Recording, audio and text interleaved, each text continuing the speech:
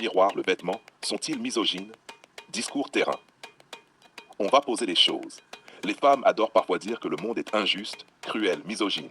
Mais sur le terrain, la réalité est plus simple et beaucoup plus dure. La balance ne juge pas. Quand tu montes sur la balance et que tu vois 100 kilos, la balance n'est pas misogyne. Elle ne prend pas parti. Elle ne te critique pas. Elle te dit la réalité. La réalité, c'est que ton corps est à ce poids. Tu as fait des choix inconscients ou assumés. Le monde te reflète ce que tu es. La misandrie ou la misogynie n'a rien à voir là-dedans. C'est la conséquence de tes choix, pas d'un complot. Le miroir n'est pas misogyne. Quand tu regardes ton corps et tes cicatrices dans le miroir, il ne t'insulte pas. Il reflète exactement ce qui existe. La cicatrice, histoire vécue. La silhouette, résultat d'habitude, d'effort ou d'abandon. Dire le miroir est misogyne, refuser d'assumer ce que tu es. Le miroir ne ment pas.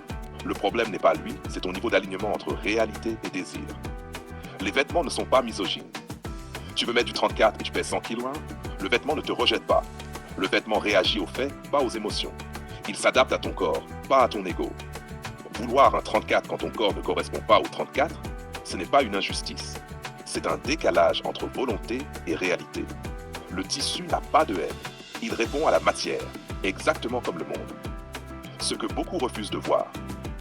Les femmes qui se plaignent que la balance est misogyne, que le miroir est cruel, que les vêtements sont injustes, réclament souvent la reconnaissance de ce qu'elles veulent être, pas ce qu'elles sont.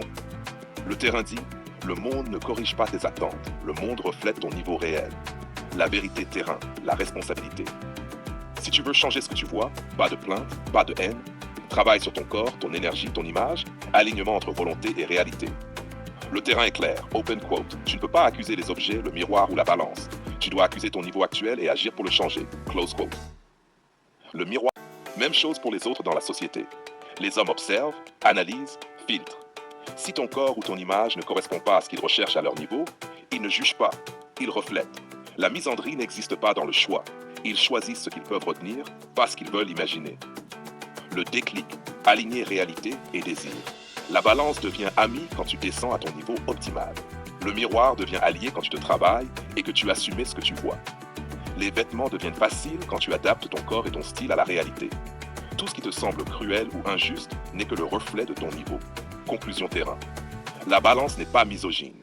Le miroir n'est pas misogyne. Le vêtement n'est pas misogyne.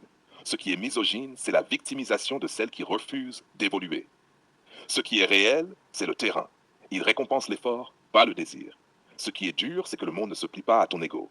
Si tu veux être respecté, désiré, admiré, aimé, monte ton niveau. Aligne ton corps et ton esprit. Cesse de voir la balance, le miroir ou le vêtement comme tes ennemis. Le terrain ne ment pas. Le terrain récompense